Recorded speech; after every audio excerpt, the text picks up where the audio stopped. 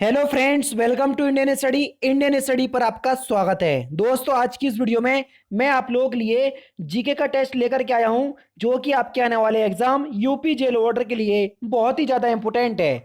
Video को and तक जरूर देखिएगा, क्योंकि लास्ट में मैं आपसे क्वेश्चन भी पूछूंगा, उसका आंसर आपको कमेंट बॉक्स में बताना होगा। साथ ही साथ इस वीडियो की पीडीएफ डिस्क्रिप्शन में टेलीग्राम चैनल का लिंक दिया हुआ है, वहां से आप प्राप्त कर सकते हैं। वीडियो स्टार्ट करने से पहले एक बात आपको बताना चाहता हूं। दोस्तों, अगर आप घर बैठे यूपी पीएससी की तैयारी करना चाहते हैं 2021 के लिए, तो इंग्लिश मीडियम स्टूडेंट के लिए 24 अक्टूबर से अनअकैडमी पर कोर्स स्टार्ट हो चुका है, जिसकी फीस है 8,400।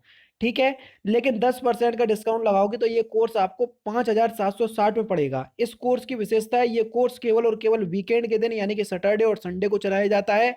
और ये कोर्स उन लोगों के लिए जो बेचारे जॉब करते हैं। ठीक है, वीकेंड में आराम से पढ़ो और हफ्ते भर पूरा रिवीजन करो। ठीक है ना। और इस कोर्स के लिए आपको प्री मेंस और इंटरव्यू तक के लिए केवल और केवल एक बार ही फीस देना है, उसके बाद आपको कोई भी फीस नहीं देना है। अगर आप इस कोर्स में एनरोल करना चाहते हैं तो डिस्क्रिप्शन में लिंक दिया हुआ है, वहां से आप जरूर से चेक कर लीजिएगा। ठीक है, पहले क्वेश्चन की तरफ बढ़ते हैं।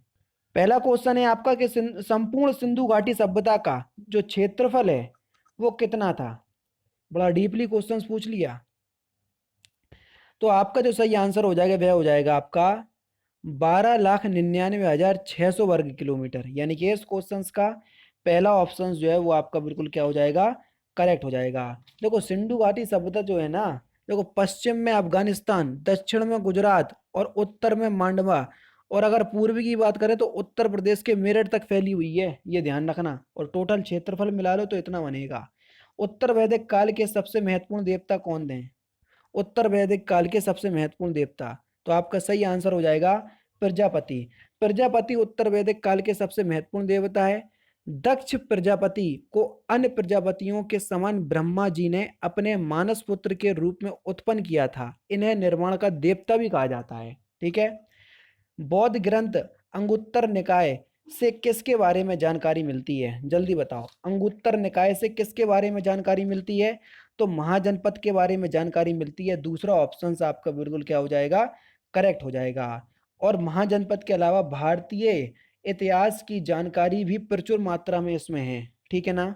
1837 में सर्वप्रथम किसने अशोक की लिपि को पढ़ा था, तो किसने पढ़ा था, तो ये पढ़ा था आपका जेम्स प्रिंसेप ने, यानी कि इस क्वेश्चंस का पहला ही ऑप्शन बच्चों आपका बिल्कुल करेक्ट हो जाएगा। बाबा नागार्जुन द्वारा रचित कौन सी पुस्तक नहीं है, इस बात को ध्यान रखना, कौन सी नहीं है। तो मेला आंचल, मेला आंचल जो है ये फणीश्वर नाथ रेणु के द्वारा रचित है, ना कि बाबा नागार्जुन के द्वारा। तो तीसरा ऑप्शन बिल्कुल करेक्ट हो जाएगा। सोयाबीन का कौन सा सर्वाधिक उत्पादक राज्य है, जल्दी बताओ। सोयाबीन का सर्वाधिक उत्पादन किस राज्य में होता है, तो सोया प्रदेश भी किसको कहते हैं, मध्य प्रदेश को। क्यों, क्योंकि सोयाबीन ही इसमें सबसे ज्यादा पाया जाता है। पहला ही ऑप्शन करेक्ट। कोंकण रेल मार्ग किस पर्वत श्रृंखला से होकर गुजरता है, बहुत इंपॉर्टेंट क्वेश्चन है, जल्दी बताओ। कोंकण रेल मार्ग जो है वो किस पर्वत श्रृंखला से होकर गुजरता है, तो ये आपका पश्चिमी घाट, यानी कि इस क्वेश्चन का दूसरा ऑप्शन बिल्कुल करेक्ट हो जाएगा। फसलों की हरित क्रांति, तिलहन की पीत क्रांति और फिल इन द ब्लैंक्स नीली क्रांति के कृषि अनुसंधान एवं विकास की दशा के लिए प्रयासों के पर्याप्त प्रमाण है। तो आपको ये बताना है यहाँ पर आपसे, देखो फसलों के लिए हरित क्रांति है, तिलहन के लिए पीली क्रांति है, तो नीली क्रांति किसके लिए है, मोस्टली तो आपसे यही पूछा है, जल्दी बताओ। तो नीली क्रांति किससे संबंधित है, तो आपका जो सही आंसर हो जाएगा मैं हो जाएगा आपका मत्स्य उत्पादन, यानी कि दूसरा ऑप्शन आपका यहाँ पर आपका बिल्कुल करेक्ट होगा। भारत विश्व में सर्वाधिक पशुधन वाला देश है। यहाँ विश्व की भैंसों का लगभग 57% और पशु संख्या का लगभग 16% विद्यमान है। भारत विश्व का फिलिंदा दुग्ध उत्पादक देश है, यानी कि दूसरे दूध के उत्पादन में भारत जो है वो कौन से स्थान पर है, तो दूध के उत्पादन में भारत जो है ये पहले ही स्थान पर है। पहला ऑप्शन करेक्ट। क्यों, क्योंकि भैंसें जो है यहीं पर आपको आंसर दे दिया। पूरे विश्व का 57% भैंसें यहीं पर पाई जाती हैं, तो दूध का उत्पादन भी तो भारत ही करेगा सबसे ज्यादा, है ना। ग्रामीण उधार योजना के क्षेत्रों में चोरटा का संगठन है, तो चोरटा किसका संगठन है, तो ये हो जाएगा national bank for agriculture and rural development, यानी कि पहला ऑप्शन बिल्कुल करेक्ट हो जाएगा। ग्रामीण उधार, ये तो मैंने आपको पढ़ा दिया। निम्नलिखित में से कौन राष्ट्रपति का चुनाव लड़ सकता है? देखो आपको पॉइंट दिए हुए हैं, कौन कौन से पॉइंट सही हैं वही आपको बताना है। भारत के राष्ट्रपति का चुनाव लड़ने के लिए कोई भी जो लोकसभा चुनाव लड़ने की आयु प्राप्त कर चुका हो, देखते हैं भैया, ठीक है भैया। और उसके बाद राष्ट्र विधान परिषद विधानमंडल का सदस्य हो, ये तो आपका बिल्कुल ठीक है। भारत का नागरिक हो, बिल्कुल ठीक है। और भारत का उपराष्ट्रपति हो, ये कोई मतलब कंफर्म नहीं है। अब देखो पहला वाला तो बिल्कुल गलत है। लोकसभा का चुनाव लड़ने के लिए आपकी एज होनी चाहिए कितनी? 25 वर्ष। और यहाँ पर राष्ट्रपति तो वो तो 35 वर्ष है, तो पहला वाला तो बिल्कुल गलत हो जाएगा। राष्ट्र विधानमंडल का सदस्य हो, ये तो बिल्कुल ठीक है। भारत का नागरिक हो, ये बिल्कुल ठीक है। और भारत का उपराष्ट्रपति हो, मतलब भारत का उपराष्ट्रपति भी जो है वो राष्ट्रपति का चुनाव लड़ सकता है, क्योंकि दोनों की एज सेम होती है, क्राइटेरिया सेम होता। तो तीसरा ऑप्शन यहाँ पर आपका बिल्कुल क्या हो जाएगा? करेक्ट हो जाएगा।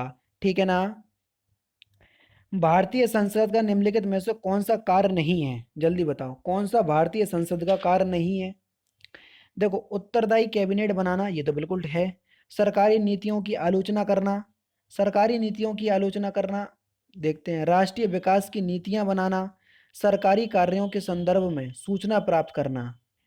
देखो, भारत की जो संसद है, आप सभी लोग जानते हैं नई दिल्ली में है। देखो, भारतीय संसद के जो मुख्य कार्य होते हैं वो होते हैं कार्यपालिका का नियंत्रण करना, कानून बनाना, वित्त का नियंत्रण करना, इस तरीके से। लेकिन राष्ट्रीय विकास की नीतियां बनाना ये संसद का काम नहीं है। तीसरा ऑप्शन बिल्कुल करेक्ट हो जाएगा। पंचायत के निर्वाचन में चुनाव लड़ने के लिए उम्मीदवार की न्यूनतम आयु कितनी होनी चाहिए? ये क्वेश्चन आपसे पूछा जा चुका है, वो भी लेखपाल के पेपर में पूछा था। तो 21 वर्ष होनी चाहिए। दूसरा ऑप्शन आपका बिल्कुल करेक्ट हो जाएगा। काले धन का अर्थ क्या है? मोस्ट इंपोर्टेंट क्वेश्चन, क्योंकि ये जो वर्ड है ना अक्सर सुर्खियों में बना रहता है। तो इसका अर्थ है जिस पर कर वंचन किया गया हो, यानी कि कोई भी कर नहीं लगा हो। चौथा ऑप्शन करेक्ट। नेक्स्ट क्वेश्चन है आपका कि कौन सा आयोग जो भारत के केंद्र राज्य संबंधों से संबंधित है? जल्दी बताओ, तो कौन सा आयोग है? तो आपका सही आंसर हो जाएगा सरकारी आयोग। पहला ही ऑप्शन आपका बिल्कुल क्या होगा दोस्तों? करेक्ट हो जाएगा। द विंग्स ऑफ फायर के लेखक कौन है? जल्दी बताओ। तो द विंग्स ऑफ फायर के जो लेखक हैं आप सभी लोग जानते हैं, डॉक्टर एपीजे अब्दुल कलाम। चौथा ऑप्शन बिल्कुल करेक्ट है। फ्लेमिंग के बाएं हाथ का नियम नियम दिशा बताता है किसकी? जल्दी बता। चारों ऑप्शंस आपके सामने हैं। विद्युत चालक में बल की दिशा जब चालक चुंबकीय क्षेत्र में हो, यानी कि इस क्वेश्चन का तीसरा ऑप्शन आपका बिल्कुल क्या होगा दोस्तों? करेक्ट हो जाएगा।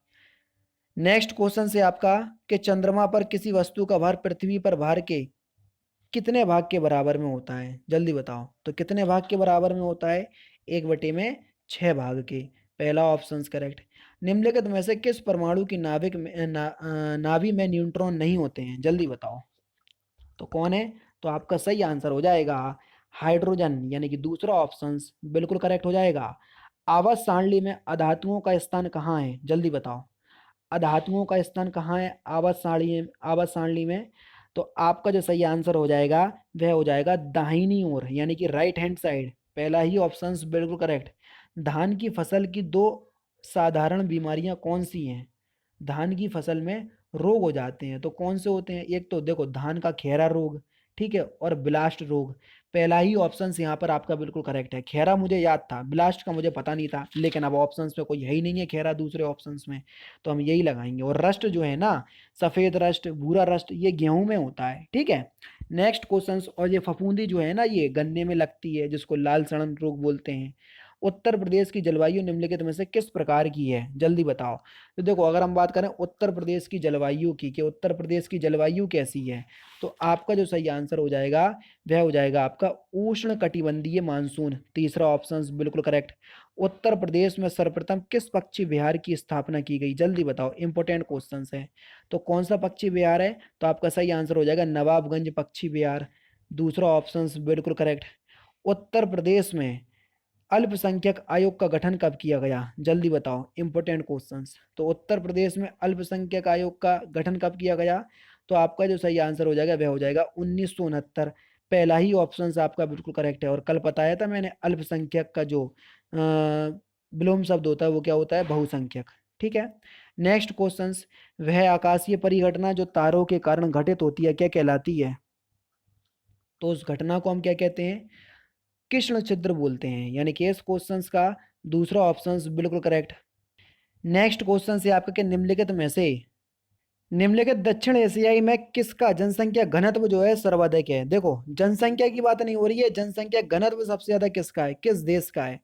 तो आपका सही आंसर हो जाएगा ऑप्शन नंबर बी। दूसरा ऑप्शन बिल्कुल करेक्ट हो जाएगा। भारत जो है वो एशिया में सबसे ज्यादा जनसंख्या घनत्व वाला देश है, लेकिन जनसंख्या सबसे ज्यादा चाइना की है एशिया में, ये ध्यान रखना। निम्नलिखित में से वह संगीतकार कौन सा है जो बधिर यानी कि बहरा था, जल्दी बताओ। तो कौन सा था वह संगीतकार। तो आपका सही आंसर हो जाएगा विथोवन एलवी, पहला ही ऑप्शन बिल्कुल करेक्ट। बायोमास ऊर्जा प्राप्त की जा सकती है, बायोमास ऊर्जा प्राप्त की जा सकती है पौधारोपण करके, ठीक है। पेट्रो पौधों द्वारा, बिल्कुल ठीक है। औद्योगिक एवं कृषि जैव भार द्वारा, चारों ऑप्शन आपका बिल्कुल करेक्ट है। राजीव गांधी राष्ट्रीय उड़ान संस्थान किस राज्य में स्थापित किया गया, जल्दी बताओ। राजीव गांधी राष्ट्रीय उड़ान संस्थान तो कहाँ पर स्थापित किया गया। तो आपका सही आंसर हो जाएगा महाराष्ट्र में, दूसरा ऑप्शन करेक्ट। नेक्स्ट क्वेश्चन, राष्ट्रीय खेल दिवस कब मनाते हैं, बता चुका हूं मैं। राष्ट्रीय खेल दिवस हम प्रत्येक वर्ष 29 अगस्त को मनाते हैं ध्यानचंद्र जी की स्मृति में। स्वर्ण कमल पुरस्कार किस क्षेत्र में दिया जाता है, जल्दी बताओ। तो स्वर्ण कमल पुरस्कार जो है ये सिनेमा के क्षेत्र में दिया जाता है, दूसरा ऑप्शन बिल्कुल करेक्ट। भूटान की राजधानी क्या है, सिंपल और इंपोर्टेंट क्वेश्चंस। तो देखो, भूटान की जो राजधानी है वह है आपकी थिम्पू, तीसरा ऑप्शन बिल्कुल करेक्ट हो जाएगा। उत्तर प्रदेश में कुंभ का मेला कितने वर्षों के बाद लगता है, जल्दी बताओ। तो कुंभ का मेला कितने वर्षों के बाद लगता है, 12 वर्षों के बाद। यानी कि इस क्वेश्चन का दूसरा ऑप्शन जो है वो आपका बिल्कुल क्या हो जाएगा, करेक्ट हो जाएगा। और लास्ट क्वेश्चन, उत्तर प्रदेश का सबसे पूर्वी जिला कौन सा है। अगर आपने मेरी यूपी वाली वीडियो यानी कि यूपी जीके वाली वीडियो देखी है तो आप इस क्वेश्चन का आंसर बड़ी आसानी से दे सकते हैं, ठीक है ना।